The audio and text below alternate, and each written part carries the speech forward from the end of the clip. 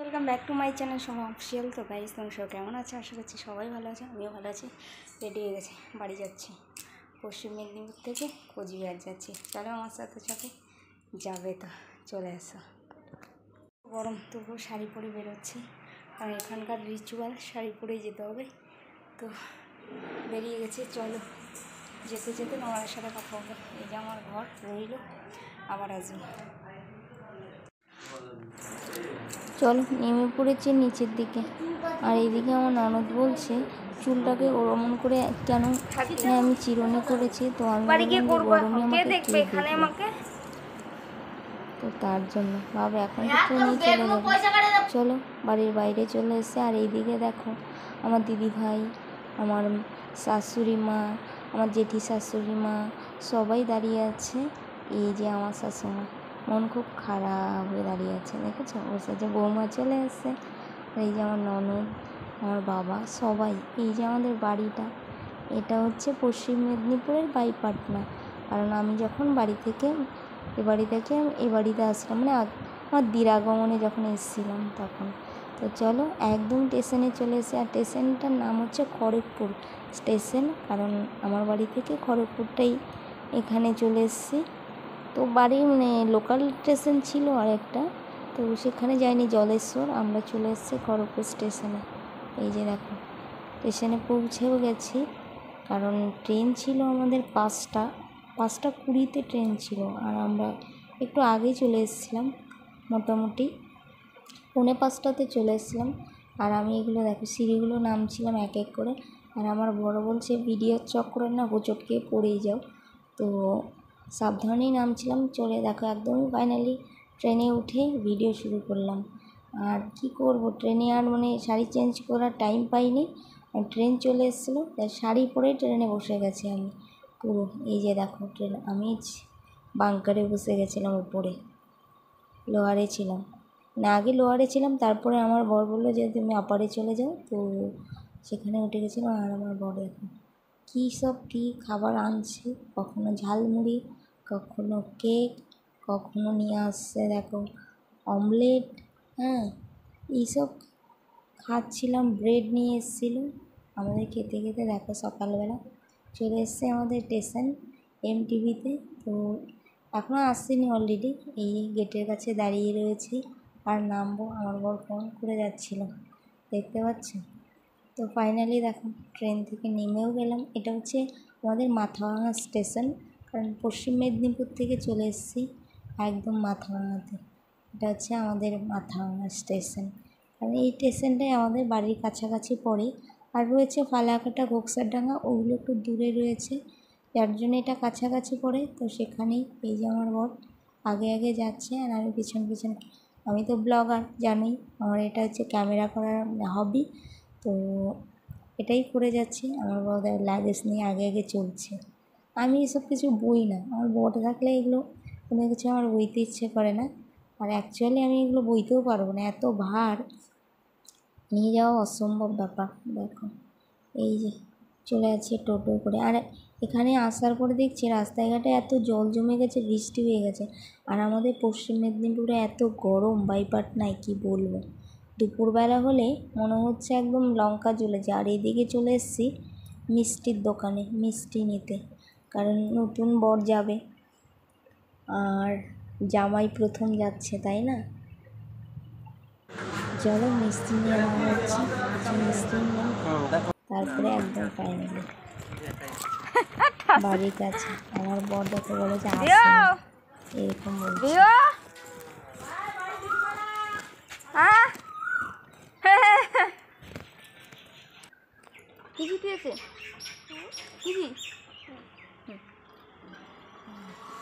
কেন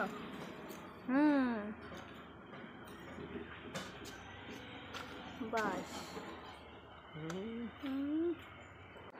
আমি দেখো আমার বাড়ির চারপাশে প্রকৃতি কত সুন্দর, সবুজে ঘেরা, বেশ সুন্দর লাগছে। আমি দেখো গাছপালাগুলোকে ভিডিও করে নিলাম, দেখে নিয়েছো? কারণ আমার এইটা হচ্ছে একদম বাড়ির সামনের পন্ডে রয়েছে, তো সেগুলোকে তুলে নিলাম। আর এখানে রিচুয়াল হচ্ছে, মা দেখো আশীর্বাদ করছে, দেখতে পেলে? প্রথমত মা দিল ধান মুক্তি আশীর্বাদ, আর মাঝখানে আমরা তো মানে বেজোরে আসতে হয়, আমরা দুজনে এসে তাই বিহুকে মাঝখানে বসিয়ে দেওয়া হয়েছে। আর বিহু বলছে যে আমাদের দুজনকে কেন ধান দুধ দেওয়া হচ্ছে, বিহুকে কেন দেওয়া হচ্ছে না। আর মামি এগুলো সব শিখিয়ে দিচ্ছে রিচুয়ালগুলো। মার বয়স হয়ে গেছে, এখন মার আর এত কিছু মনে থাকে না, তাই দেখো মামি বলে দিচ্ছে আর মা করছে। আর বিহু বলছে ওকে কেন দেওয়া হচ্ছে না, পরে মা দেখো বিহুকেও দিয়ে দিল। দেখতে পাচ্ছ, আমার কুটকুটিকে না দিলে হবে, সব কিছুই করতে হবে বিহুর জন্য। আর এই যে মায়ে যে এখন দেখো মঙ্গল ঘরটাকে ছুঁয়ে দিচ্ছে, 3বার করতে হয়, 2বার আর 1বার করলেই শেষ। এটা হচ্ছে দেখো মার জামাইকে করলো, এখন এটা আমাকে করবে।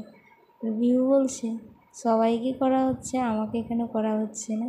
বিহুর আর কি একটু মানে মনের মধ্যে কষ্ট হচ্ছিলো, পরে মা ওকেও দিয়ে দেওয়া হয়েছে, পরের দিকে দেওয়া হয়ে গেছিলো। আর এখন খাওয়াবে হয়তো মিষ্টি। আর আমি এদিকে দেখো বিহুর হচ্ছে ক্যাডবেরি খোলার জন্য অস্থির হয়ে পড়েছে, কারণ বিহু হচ্ছে ক্যাডবেরি ছাড়া কোনো কিছু বোঝে না। ওখানে বসে বসে ক্যাডবেরি খাবে, যার জন্য দেখো ওই দেখো বললাম না ওকেও দিতে হবে। ও না দিলে পরে ওর মানে খুব খারাপ লাগে যে সব কিছু ওকে করা হচ্ছে, কেন ওকে দেওয়া হচ্ছে না। তো কি বলবো, ভিডিও তোমাদের কেমন লেগেছে অবশ্যই কমেন্ট করে জানিয়ে দিবে, ভালো লাগলে লাইক কমেন্ট শেয়ার করে দিবে, ঠিক আছে। আর তোমরা যদি ইউটিউব থেকে দেখছো তাহলে আমার চ্যানেলটাকে ফলো করে দিবে আর সাবস্ক্রাইব করবে। আর যারা ফেসবুক থেকে দেখছো অবশ্যই পেজটাকে ফলো করবে, ঠিক আছে। আর কোথা থেকে তোমরা দেখছো আমার ভিডিওটা সেটাও তোমরা কমেন্ট করে জানিয়ে দিবে, কারণ বাঙালি ট্র্যাডিশনাল বিয়ে কার কার ভালো লাগে সেটাও তোমরা কমেন্ট করে জানিয়ে দেবে, ঠিক আছে। আর এইদিকে দেখো পুরো রিচুয়াল কমপ্লিট হওয়ার পরে মা তো এগুলো সব মানে রিচুয়াল কমপ্লিট করে দিল, তারপরে মামি আশীর্বাদ করলো, বিহুর মা সবাই মানে সব কিছু এগুলো পুরো কমপ্লিট করে চলে গেলাম একদম হাত পা ধুয়ে খাওয়া দাওয়ার জন্য প্রস্তুত হয়ে গেলাম। আর এই যে দেখো আমার বিহু কী করছে, আর আমার বর খাবার থালা হাতে নিয়ে দেখো বসে রয়েছে, খাবে না বলছে। আর আমার বুনু নাছোড়বান্ধা বলে যে তোমাকে আমি খাইয়েই ছাড়বো, না খাইয়ে তো উঠবে না। তো খাবার নিয়ে বসেই ছিল, এত কষ্ট করে শালি বানিয়েছে। শালি তো জানো আদিঘার বালি হয়ে থাকে। আমার বড় ক্যামেরার দিকে মানে তাকাতে প্রচুর লজ্জা পায়, মানে ক্যামেরাতে মানে বেশি থাকতে চায় না। আর এই দিকে দেখো বরকে দিয়ে দিয়েছি ফুলকো ফুলকো লুচি, আলুর দম, পায়েস, এইসব খেতে চায় না, কারণ বডি ফিটনেস সবার আগে, জিমে যায় তো যার জন্য সব খেতে চায় না। কী করবে জামাই মানুষ, একটু তো খেতে হবে, কিছু করার নেই। লুচির মতো খেয়ে লুচির মতো সাথে সাথে খাইয়ে দিচ্ছিলাম, কারণ এসব বেশি খেতে চায় না।